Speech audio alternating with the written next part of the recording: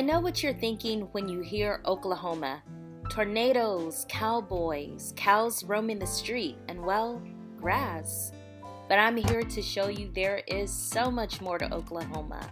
We have a bustling nightlife scene, thriving businesses, and much, much more. This is Everything Oklahoma. You think you know these old homes, the grand estates that defined Oklahoma's golden years. But if their walls could talk, they'd tell stories far more scandalous, mysterious, and haunting than you ever imagined. Today on Everything Oklahoma, we are peeling back the opulent facades to reveal tales of ambition, betrayal, tragedy, and rumors that someone might still be watching. Welcome to Everything Oklahoma. Let's get started.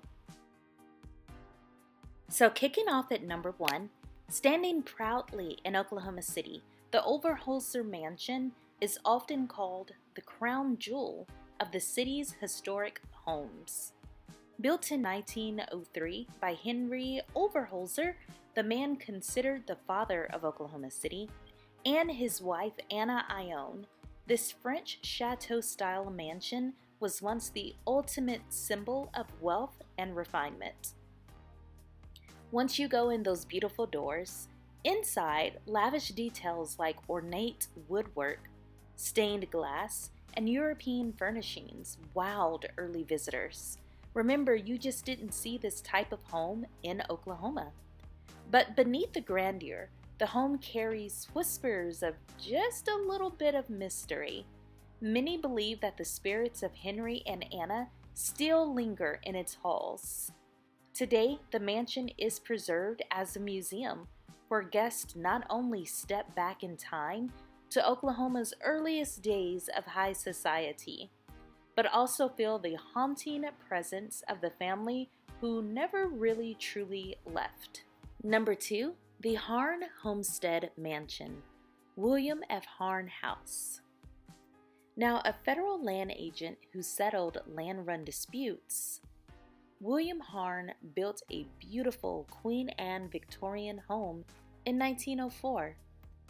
It was delivered pre-assembled from Chicago to Oklahoma City. After his death, the property stayed in the family until donated to the city in 1967. With one condition, it is to be preserved as is. The interesting part is you can still see this home today. Speaking of today it's a museum. But imagine the quiet arguments over who would inherit it, and the tensions as the land around it shifted from farmland to cityscape. There's something like a quiet resilience here. A legacy preserved against the tide. Number 3, the Palace on the Prairie. We're talking about E.W. Marlin Mansion in Ponca City. Now, oil baron E.W. Marlin crafted the magnificent Palace on the Prairie between 1925 and 1928 at a price tag of $5.5 million. This Mediterranean-style estate spanned 43,000 square feet and featured opulent gardens, elaborate statuary, and rooms entered by luminescent domes. But unfortunately, financial turmoil came fast. A hostile business takeover in 1928 forced Marlin to abandon the estate. Just sadly, 3 years later, they barely had time to unpack. Family drama continued. Marlin sold the mansion in 1941 for just $66,000. The estate changed hands to religious orders and then the city. But whispers say Marlin watched it slip away from his son's cottage, a legacy lost to oil's volatility. Number 4, Stone Lion Inn, former Guthrie Mansion. Now in Guthrie, the newly minted capital held at least one home that drifted into the realm of the eerie. The Stone Lion Inn, once the Halton family's grand home, bears the weight of local legend. Their daughter, Augusta, reportedly died from an overdose of medication. The house later became a funeral parlor. Visitors now report phantom children's laughter, rolling wooden balls, and a pipe-smoking gentleman believed to be the father, F.E. Houghton. His sorrow never left those halls. Imagine living in a mansion where history and hauntings walk hand in hand.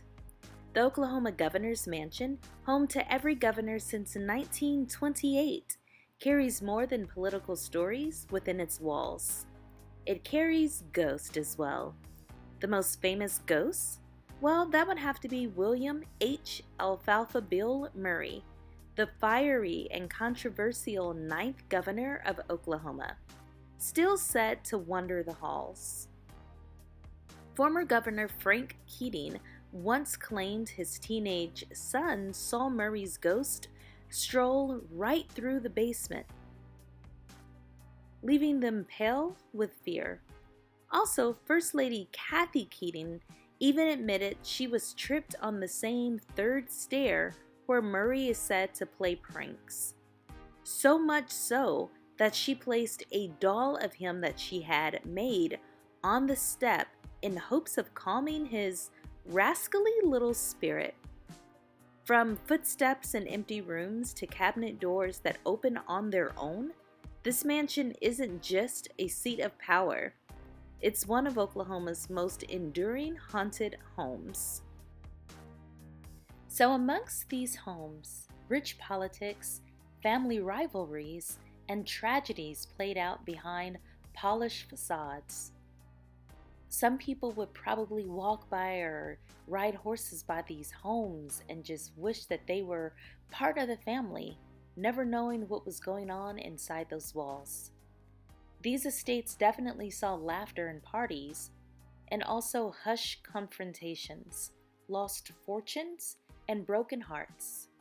Their beauty often hides the turmoil beneath. Secrets swirl behind every grand staircase and mansion gate in Oklahoma. The real stories lie in what the history books left out, in scandals, ghosts, and the human cost of ambition. Which of these mansions are you most drawn to? And what story do you wish you could ask the walls about? Have you visited any of these mansions? Let me know in the comments. If you love this deep dive into Oklahoma's hidden history, go ahead and like and subscribe, and tap the bell so you don't miss our next adventure. Thanks for watching Everything Oklahoma, where beauty always has a story below the surface. Bye y'all.